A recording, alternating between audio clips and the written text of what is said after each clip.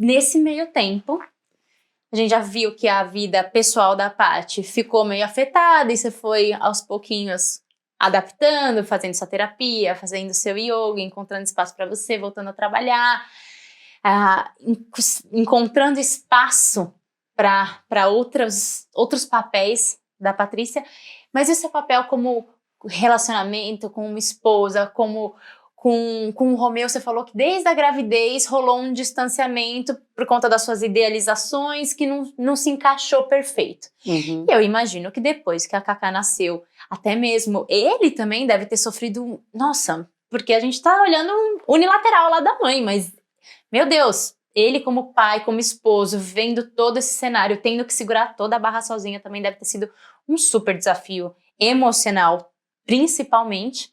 E como é que ficou o relacionamento de vocês depois dessa crise da UTI e nascimento e tudo mais, voltando com a Patrícia tão focada na filha? Porque eu imagino, se eu fiquei que a Bela nasceu a termo, tudo certinho, bonitinho, zero problema de saúde, foi um grande desafio lá em casa, do nada, ter um bebê, porque eu tive essa sensação, do nada tem um bebê, tem um estranho na nossa casa. Assim, não é um estranho porque é nosso, mas não existia uma rotina com um bebê. Tem que existir uma rotina nova. Como é que foi isso? Foi um desafio para você? Foi demais, assim. No primeiro momento da UTI, eu e o Romeu, a gente se aproximou muito. A gente se deu força e a gente ficou, assim, aglutinado durante o período da permanência da Cacá no UTI. Uhum. Ele foi a minha base, assim, ele foi o meu sustento, Uhum. porque ele é muito equilibrado, sabe? Ele é muito sereno. Ele enxerga as coisas de uma maneira sempre muito positiva. Uhum. E estava ali disposto ao que fosse. Então, quando a Catarina estava no UTI, a gente falava assim, é nossa, seja lá o que vier, a gente vai encarar. Perfeito. Sequela, doença, o que for. A gente, é nossa, e a gente ama e a gente vai encarar. Então, a gente estava na mesma página. Mas, quando a gente chegou em casa, no dia a dia, eu fui passando as páginas e ele queria me trazer para aquela página. Perfeito. Cada um foi no ritmo. Cada um no ritmo. Então, assim, a gente desencontrou muito. A gente foi criando um fosso entre a gente, um abismo entre a gente. A gente foi se distanciando muito. A gente foi parando de conversar, a gente foi parando de ter os nossos momentos. A gente conversava sobre babá, fralda, compra, não sei o que, conta, coisas práticas. A gente começou a dividir a casa e ele falava, a gente tá sócio, a gente agora é sócio. E a gente não estava conseguindo se voltar um pro outro, voltar a ser um casal. Assim, a gente se distanciou muito, mas muito mesmo, e foi uma crise longuíssima, que assim, quando a gente fala hoje sobre isso, a gente acha que assim, foi uma crise muito longa, assim, de talvez 5 anos. A gente tá há 10 anos juntos. Né? Agora em agosto a gente faz 10 anos juntos, do primeiro beijo. E o nosso primeiro beijo foi o começo de tudo mesmo. Que assim, a gente beijou e ficou pra sempre. Grudou. E então, assim, foi uma crise muito longa que assim, eu realmente acho que no nosso caso não foi inaugurada pela chegada de um bebê. Ela foi agravada pela chegada de um bebê.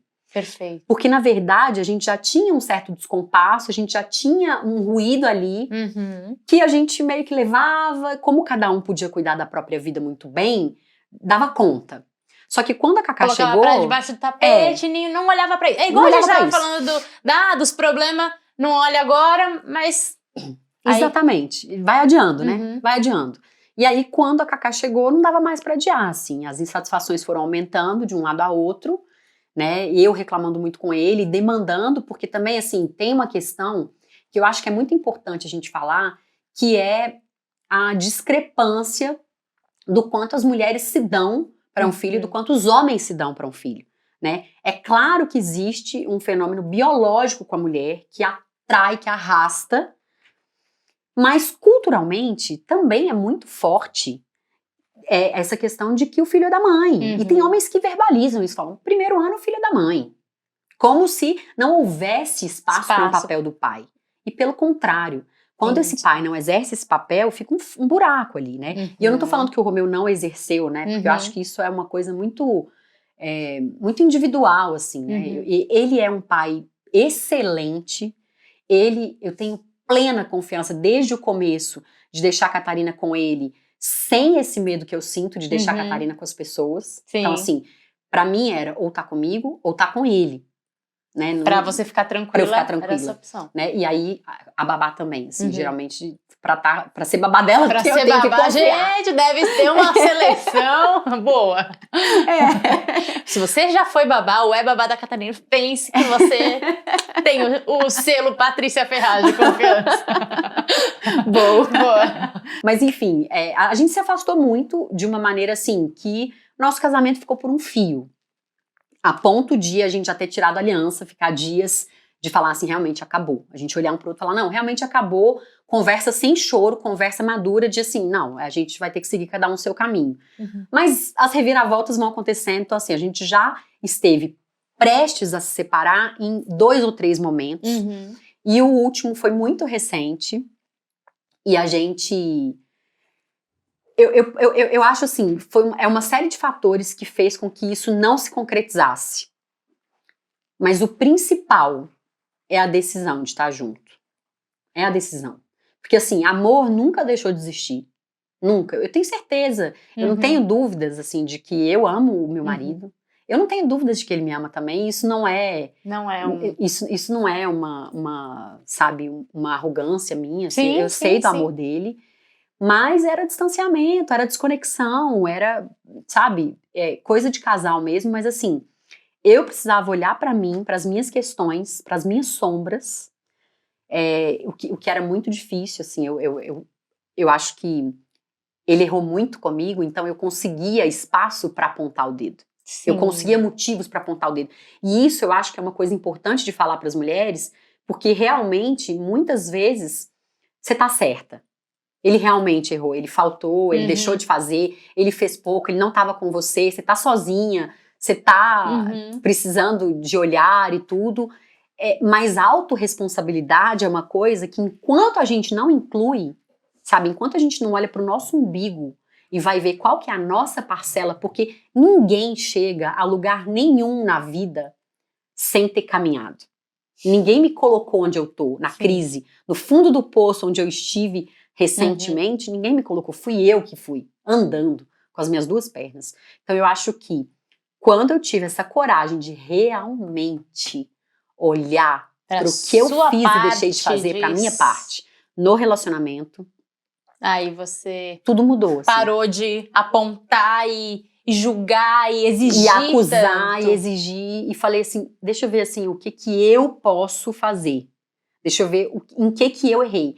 Qual é o perdão que eu tenho que pedir? Então, eu fui pedir perdão, mesmo sabendo e achando que ele também errou muito comigo. Mas, assim,